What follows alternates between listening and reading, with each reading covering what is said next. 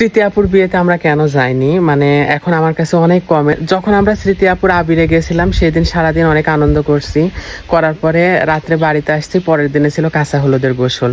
তো রাত্রে বাড়িতে এসে আমরা ঘুমাইছি, রাত 2টার সময় আমাদের কাছে হঠাৎ করে ফোন আসে যে তুলির বোনের মেয়ের জামাই গেছে। ইন্না লিল্লাহি ওয়া ইন্না ইলাইহি রাজিউন।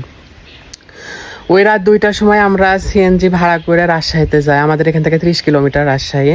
আমি সিএনজি ভাড়া করে আমি তুলি রাজশাহীতে যাই। সেখানে যাই দেখি লাশ রাজশাহী মর্গে রাখা আছে। সেখান থেকে লাশ আমরা পরের দিনে মানে পুলিশ থানা মেনটেন করে লিয়ে যেতে যেতে প্রায় দুপুর 12টা বাজে গেছে, তাই না তুলি? তারপর দাফন কাফন করে আস্তে আস্তে আমাদের সন্ধ্যা হয়ে গেছে। তো তুলির একটাই বোন, আর কোনো ভাই নাই, কেউ নাই। ওর বৃদ্ধ বাবা মা।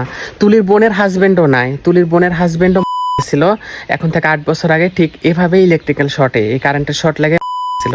তো এইবার আবার তুলির বোনের মেয়ের জামাই গেল, মানে সেম কাহিনী।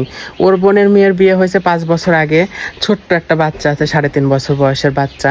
তো সেই মেয়েটার বয়স 21 বছর, মানে আমার মানে তুলির বোনের মেয়ের বয়স 21 বছর, আর যে ছেলেটা মারা গেছে আমাদের জামাই, ওর বয়স 24 বছর। তো 5 বছর হচ্ছে বিয়ে হওয়া। আমার আনিকাকে যতটা ভালোবাসি আমি তুলির বোনের মেয়েকেও ততটাই ভালোবাসি। তো জামাই সেই মুহূর্তে আমরা কি করে তারপরের দিনে থেকে আমরা নাচানাচি বা গান বা আনন্দ করব বলেন?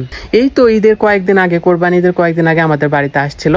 দেখেন এই ছবিটা, এই ভিডিওর অংশটুকু দেখলে আপনারা বুঝতে পারবেন। অনেকেই বলেন যে এই মেয়ে নাকি আমার নিজের মেয়ে, তো সত্যিই তো নিজের মেয়ে। আমার বোনের মেয়ে মানেই তো আমার মেয়ে, তাই না? আমার নাতনি। আর এই তো জামাই, মাশাআল্লাহ, সবাই বলবেন মাশাআল্লাহ। হঠাৎ করে জামাই মেয়ে দুজনে আসছে দুপুরবেলা।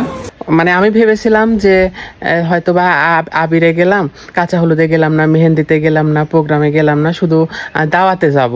স্মৃতি আপুদের বাড়িতে যে দাওয়াত বা বাপ্পি ভাইয়ের বাড়িতে যে দাওয়াত, সে দাওয়াতে যাব। কিন্তু আসলে তুলি এতটাই অসুস্থ ছিল, মানে ওইসব চিন্তা ভাবনা করে, বোনের মেয়ের চিন্তা করে, বোনের চিন্তা করে, যে বোনের স্বামী ছিল না, বোনের মেয়েরও একই অবস্থা হয়ে গেল, বাবারও অর্থ সম্পদ কম, তারা চলবে কি করে, খাবে কি করে, মানে নানান রকম চিন্তায় তুলি অসুস্থ হয়ে গেছে। এই অসুস্থ মানুষটাকে আমি কি করে যাব বলেন? আপনারা আমাদেরকে ভিডিও দেখেন, আপনাদের অবশ্যই জানার অধিকার আছে, কিন্তু না জানে না শুনে মানে খারাপ কমেন্টস করা ঠিক না। তো সবাই দোয়া করবেন ওর বোনের মেয়ের জন্য, ও যেন খুবই ভালোভাবে তার জীবনযাপন করতে পারে। আমাদের অনেক ভিডিওতে আছে তারা।